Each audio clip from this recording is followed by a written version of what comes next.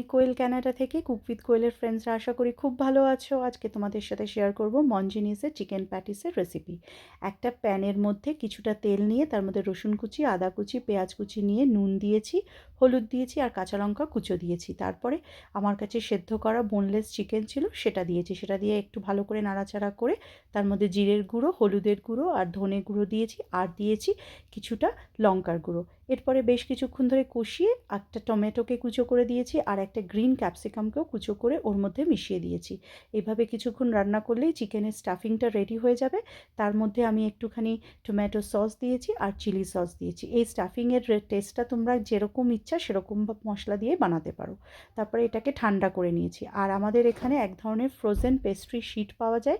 সেই frozen pastry শিটটাকে বানানোর আধ ঘন্টা আগে ফ্রিজ থেকে বার করে নর্মালে নিয়ে আসতে হয়। তারপর সেটাকে ছোটো ছোটো পিস করে কেটে নিয়েছি। কেটে নিয়ে প্রত্যেকটা পিসের মধ্যে পরিমাণ মতন চিকেনের স্টাফিংটা দিয়ে আমি ভালো করে ট্রায়াঙ্গেল শেপের কিছুটা আর কিছুটা রেক্ট্যাঙ্গেল শেপের প্যাটিস বানিয়ে নিয়ে মুখগুলোকে খুব ভালো করে আটকে নিয়েছি। তারপর একটা ফর্ক দিয়ে ডিজাইন করে নিয়েছি। আর অন্যদিকে বেকিং ওভেনটাকে 400 ডিগ্রিতে আমি প্রিহিট করে নিয়েছি। তারপর যখন এগুলো রেডি হয়ে যাবে উপরে একটু বাটার ব্রাশ করে বেকিংয়ে বসিয়ে দেবো।